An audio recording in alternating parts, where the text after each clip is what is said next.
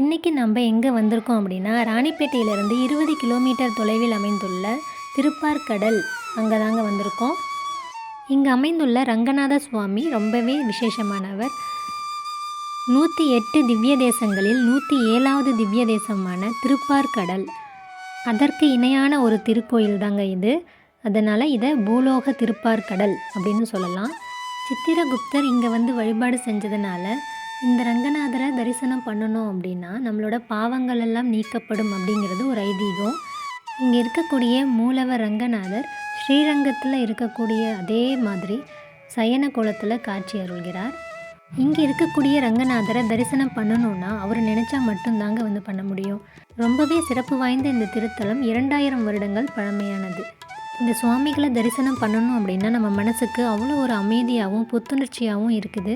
திருவோண நட்சத்திரக்காரர்களுக்கு ரொம்ப விசேஷமான திருத்தலம் இது அப்படின்னு சொல்லலாம். இதுக்கு ஆப்போசிட்டில் பார்த்திங்கன்னா ஆஞ்சநேயர் சந்நிதி இருக்குது. பக்கத்துலேயே ஸ்ரீ பிரசன்ன வெங்கடேச பெருமாள் கோயில் இருக்குது. அதுவும் போய் பார்க்கலாம் வாங்க. இங்கே இருக்கக்கூடிய சுவாமிகள் ரொம்பவே சிறப்பு வாய்ந்தவர்னு சொல்லலாம்.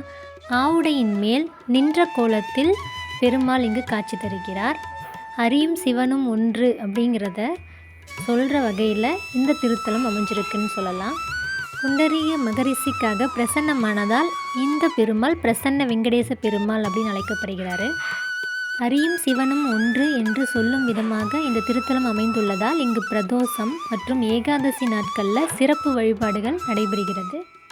இங்கு சிவலிங்கத்தின் மேல் நின்ற கோலத்தில் காட்சி அருளும் பெருமாள் பார்ப்பதற்கு திருப்பதி வெங்கடாஜலபதி பெருமாள் போலவே காட்சி தருகிறாருங்க. இப்போ ஸ்ரீரங்கம் ரங்கநாதரையும் திருப்பதி வெங்கடாஜலபதியும் ஒரே இடத்துல நம்ம தரிசனம் பண்ணுற ஒரு திருப்தி இந்த திருத்தலத்துக்கு வந்தீங்கன்னா உங்களுக்கு கண்டிப்பாக கிடைக்கும்.